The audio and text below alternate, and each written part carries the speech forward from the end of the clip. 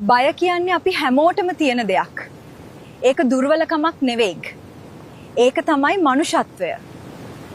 හැබැයි ජයගන්නේ කවුද? බය නැති කෙනා නෙවෙයි. බය තිබුණත් ඉදිරියට යන කෙනා. මම අද ඔයාට කියලා දෙන්න යන්නේ කොහොමද මේ බය පරාජය කරන්න කියලා. පළවෙනි ස්ට්‍රැටජි එක බයිට් face it small. ලොකු දෙයක් වෙන්න කලින් පොඩි පියවරක් ගන්න.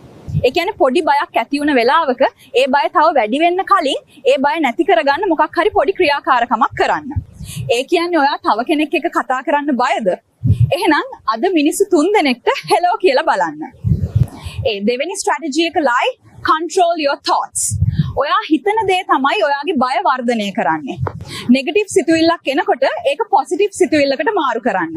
මට බෑ වෙනුවට මට පුළුවන් කියලා හිතන්න. තුන්වෙනි ස්ට්‍රැටජි එක take action fast. ඔයා බය යම් දෙයක් ගැන වැඩි වෙලාවක් හිතනකොට බය වැඩි වෙනවා. ඔයාට කරන්න තියෙන දෙයක් තියෙනවා නම් දැම්ම පටන් ගන්න.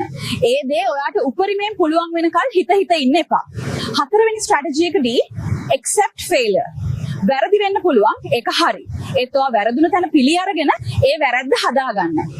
වරදින එක අසාර්ථකත්වයක් නෙවෙයි. ඒක ඉගෙනීමක්.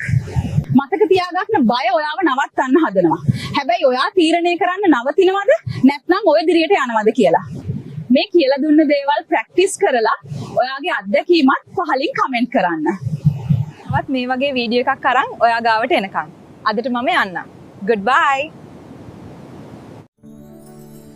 අසදී ක්‍රියේෂන් හිත හදන YouTube නාලිකාව